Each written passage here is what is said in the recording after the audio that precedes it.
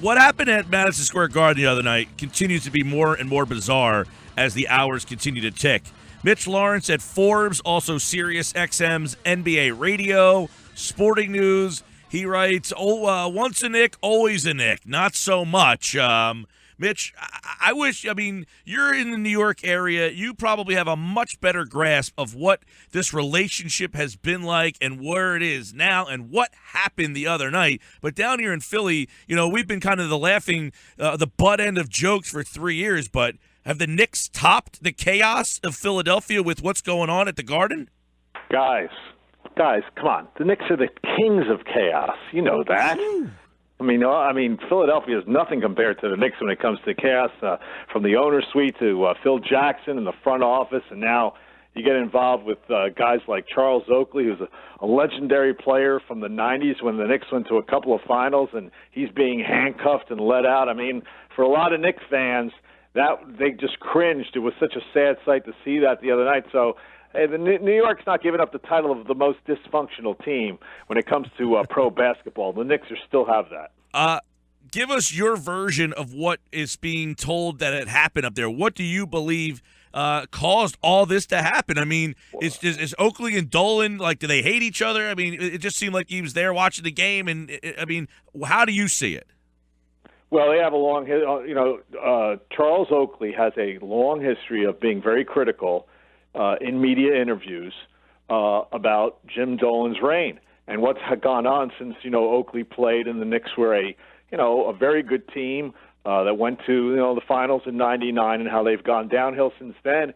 And Oakley hasn't been shy about criticizing James Dolan. And one thing that Jim Dolan doesn't like, from whether it's me in the media, I've experienced some stuff, to former players, is he doesn't want to hear criticism, and he holds grudges. And he can be vindictive. And in this case, he definitely was, because of how he felt Oakley had treated him. And that's where this has gone south, this relationship. Other Knick players who work for the Knicks bite their tongues when you talk to them. Guys like, whether it's Allen Houston, Larry Johnson, John Starks, if they want to be critical or not, because Dolan pays their paychecks now. They're in various different roles with the team. But no, Oakley, this was, when I saw what had happened the other night, I wasn't really surprised, because when Charles Oakley is in the proximity, a few feet away from Jim Dolan, then you figured something could flare up. It was unfortunate. I don't know what was said. There's, all kinds of different versions, whether Oakley was yelling stuff or whether he wasn't, whether he's being hassled by security who were looking out for Dolan, who knows. But these guys had a history, so we hope they can patch it up. This is a very, I don't know if they can. All I'll tell you is, guys, the Garden today fired their director of security, so heads are rolling, which is an astonishing thing, because the Garden doesn't usually admit that they're wrong about anything. But in this case, when you start firing people for the mishandling of a legend, then obviously they feel like there's some culpability there. So that's the Knicks admitting that they handled this poorly, is what you're saying, right? Well, if you're firing somebody, right, absolutely. What else? What other conclusion can you draw? That's their director of security. So there were a lot of people involved there the other night. I know you've seen all the different, the videos and everything. It was just an ugly, ugly scene. I cannot think of another place where a legendary player. Here's a guy who's probably, next to Patrick Ewing, the second most popular Knick from those teams, because he embodied blue-collar work ethic, and he was a grinder, and he was everything that, diving in the stands for loose balls, and he always gave his all. For fans, they love. He's a revered player. He's absolutely beloved, Charles Oakley. For him to be let out in handcuffs was a shocking scene. And so, when heads, like I said, if you're starting to fire people in the Garden, that's because they feel like something happened that they did something wrong. So you have a very popular former player being escorted out. You also, in the middle of this, Mitch Lawrence, by the way, Forbes.com, read this article about this Oakley relationship. It's a crazy scene that happened at New York the other night. But you also have the team president basically openly trying to get rid of their star player. It looks like that. Have you ever seen Phil Jackson to be this almost vocal, without being vocal, trying to get rid of Carmelo Anthony? Well, first of all, name me another team president who tweets. You don't see that, whether it's a team executive like Brian Colangelo in Philadelphia or Pat Riley in Miami or Greg Popovich. I mean, that just doesn't done. And for Phil Jackson to either tweet out what we take to be hits against Carmelo Anthony, criticisms, heavy criticism, or if he's backing up a writer who takes shots at Carmelo for various for his deficiencies as a player, that's almost unheard of. And I know Jackson kind of came out yesterday and said it was misconstrued. We're all wondering if the owner, James Dolan, got to Phil to say, hey, clam up on this stuff. I mean, that's one thing that needed to be done. I mean, Phil has not talked to the New York media since September 22nd. He's done a couple of interviews with some of his favorite media people in the months since then. For the most part, he stayed quiet, except for these tweets, which he really just damages himself, and he's going after Carmelo Anthony, who's his best player. Nobody can make any sense of that. Carmelo Anthony, to his credit, has taken the high road in this whole thing. He's poked fun at some of Phil's comments, but it is kind of driving him up the wall. But it's not driving him up the wall far enough where he's going to veto, where he's going to, waive the no-trade clause. He's going to be in Nick past the deadline because he's digging his heels in. Mitch, do you get the sense that the fans support Phil Jackson or Carmelo Anthony in that situation? Well, you know what? A lot of fans are turned off by how Carmelo Anthony has not played as well as they wanted him to over the last few years. They haven't made the playoffs in 3 years. A lot of fans don't like when Carmelo Anthony is isolated and he goes into his one-on-one and he's not closing out games, and you hear boos. And you hear people who yell at him that he should be leaving. But I think there are more fans who are just now. It's 3 years in March. It'll be 3 years since Phil Jackson was hired to get the team turned around. And except for drafting Kristaps Porzingis a couple of years ago, they look at all the moves that Phil's made with all the coaching moves and the personnel moves, and where the team is now, 10 games under 500. There's a glimmer of hope with Porzingis, but for the most part, it's been a disaster. And I think that they really would pick Carmelo over Phil if they had to pick one guy to stay. They wouldn't be happy with either choice, believe me. But Phil has not look, it's his first time as a team executive running a team and assembling a team, and what you've seen is that this guy was new to the job and he was not a quick learner. You say choose Carmelo over Phil, so is it smart then if you go the other way to move Carmelo? Is that the right thing for the Knicks to do? They can try to do that, but Carmelo has already said he's not going anywhere.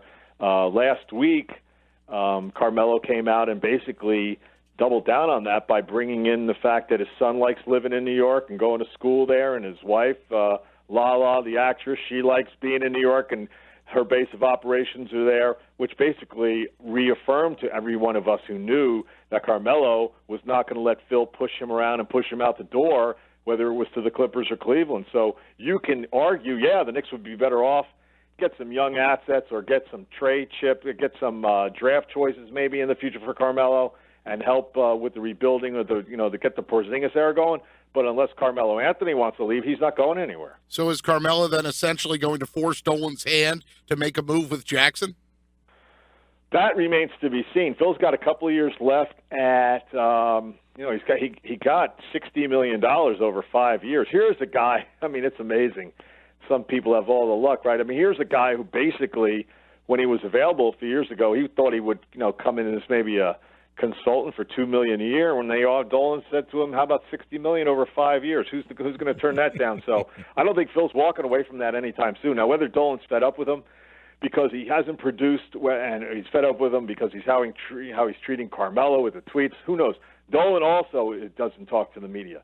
So it's very, very hard to get a gauge on what he's thinking, if he's upset. The one thing that Dolan, until this week with the Oakley thing, the one thing that Dolan has escaped is the we used to be relentless on Dolan because he was a meddler, making bad moves. He turned the franchise over to Phil. He has not meddled, and that we know of anyway. And so now, he's back in the headlines with Oakley, but in terms of the basketball operations, no, it's been a Phil production. So actually the last few days has been great for Phil because now the spotlight's back on Dolan with this whole Oakley thing. So it's just a mess. Yeah, it seems that, how long has Dolan been the owner there now? Came in around 2000, 2001, and he, chased Dave Checketts out the door, and Checketts was the one who, the guy who brought in Pat Riley back in the early 90s. And the guy, they had tremendous success. The Knicks, they never won a title. Of course, nobody did back in the 90s against Michael, except when he was off playing baseball. But, they went to a couple of finals, and they had a great record in terms of, 50-plus wins with Ewing. And that was the Dave Checketts regime with Ernie Grunfeld and Jeff Van Gundy later as the head coach. And then when Dolan came in, he threw everybody out, basically, and because he figured, if they could do this, I could do this. He had absolutely no training at all as a sports executive. He decided to head the Knicks and the Rangers, brought in Glenn Sather to run the Rangers. They finally won the title in 94. The Knicks got close. But in the last, 15, 16 years, the Knicks have gotten out of the playoffs the first round like once, and a lot of times they don't even make the playoffs. So it's been a really bad, long stretch for Knicks fans. Yeah, long-time NBA columnist, now a host on SiriusXM NBA Radio, Mitch Lawrence with us. I'm interested to see, what do they play there tonight? They play the Garden tonight? Yeah, they play the Nuggets. Played the Nuggets tonight, and then Sunday the model franchise comes in, the Spurs. So we could all write about how great the Spurs are and how come the Knicks can never be the Spurs. I mean, Greg Popovich, the guy. I mean, first of all, Peter Holt. Do you even know who Peter Holt is? He's owned the Spurs for years. Nobody knows who he is because he doesn't meddle. All he does is sign the checks, and he hires the right people, and he stays out of everybody's hair. And Greg Popovich has been this sensational, architect of the Spurs thing. Of course, as he tells everybody, it's all because of Tim Duncan and getting him in the lottery. But, I mean, that's the thing. Anytime the Spurs come to town, whether they're in Brooklyn or in Manhattan, we always get around to talking about, how come the Knicks and the Nets can never be as good as this team? And you're right. I had no idea who Peter Holt was. I think that's the first time I've ever heard the name of the San Antonio Spurs. Wow, you didn't know about Peter Holt? That's amazing. The fact that he's a legend. The fact that you just said his name, I'm like, nope, I've not heard who the owner of the Spurs is. Credit to him, yeah. Real quick, I want to get your NBA opinion on the Sixers here real quick. Okafor, his name has come up. You're starting to get the feel, are people around the league starting to get the feel that Colangelo is itching to move him, or is he at his word saying, no, we'll do it? He'd like to move. I think the problem is he doesn't have a lot of value. He hasn't, as a guy who's been a high pick, a third, number 3 overall in the same draft where they could have had Kristaps Porzingis. No, he's been very much a disappointment. He's got a long way to go. He doesn't really fit in today's NBA as a 6'9.5", non-athletic center, low post guy. In today's NBA, you got to be able to shoot threes and run the floor and play with pace and space. I think they would like to get rid of him. That's what you hear.